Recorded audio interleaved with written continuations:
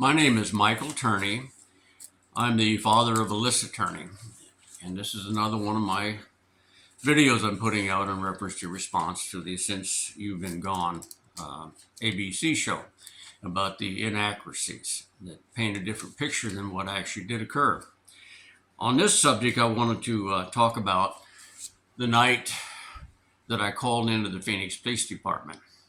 Now, according to the phone records, that lasted 22 minutes. Now, if anyone knows anything about me, is that I talk a lot, too much sometimes. But in this case, I went through all the reasons why I wanted them to classify Alyssa as endangered. Okay, and those started out with, again, Alyssa had ADD. She'd been tested for that. She was naive, easily influenced. All of this stuff was documented by doctors. The school tested her.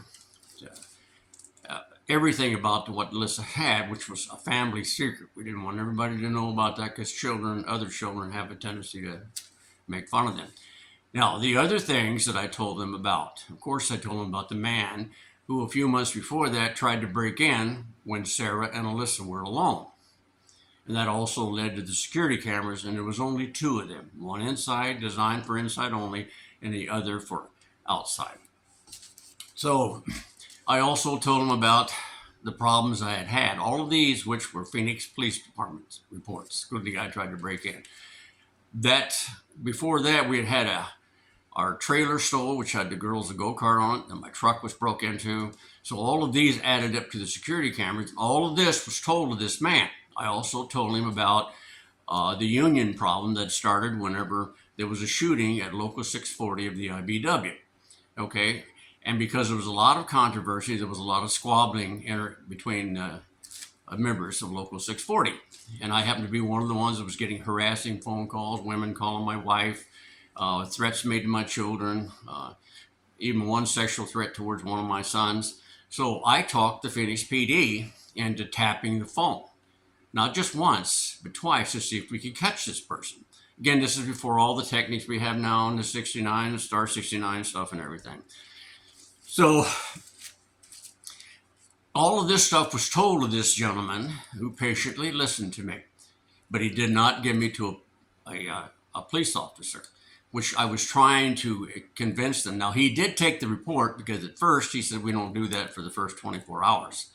But I was so insistent that I wanted it to be endangered. Now, the same speech was given to the National Center for Missing Exploited Children, who then, according to the poster, if you look at the flyers they made up, it says endangered runaway. So why wouldn't the Phoenix PD do that? It's a very lengthy history, folks, but I can tell you this much. During a block watch, which was being recorded because that's what I did, the captain or commander, as they call it, for the Cactus substation, accused me of being a vigilante.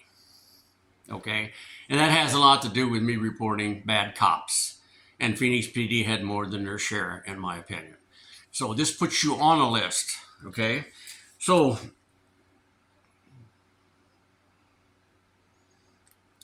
this was the primary reason for wanting Alyssa to be endangered. The show literally says, and according to Anderson, then I made no effort whatsoever to do that, and then that's not true.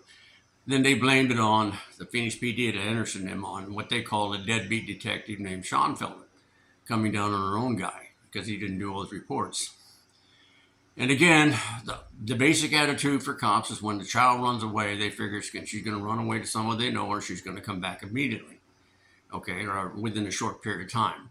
In Alyssa's case, one of her friends, alleged friends, had told her about how she ran away, got pregnant, came home, had a baby. Her daddy bought her a convertible car and basically rented her an apartment for her senior year in high school. Now, to most people, they would think, oh, kids say things all the time. Well, this actually happened. And Alyssa listened to this and wanted to do it. The same way when Charity put things into Alyssa's head. And in spite of me trying to talk to them and not embarrass Alyssa, to say, look, these things, I don't want you saying these kind of suggestions to Alyssa, because Alyssa is just like the way Katie described her. Alyssa was adventurous. If someone made a dare or said, why don't we try this? Alyssa would do it.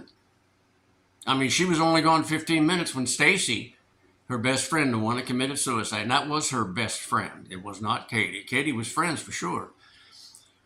Had suggested when they went over to an apartment complex, there was a bunch of boys there, suggested that Alyssa guzzle 4 beers, and she did. Now, according to Stacy, Alyssa passed out.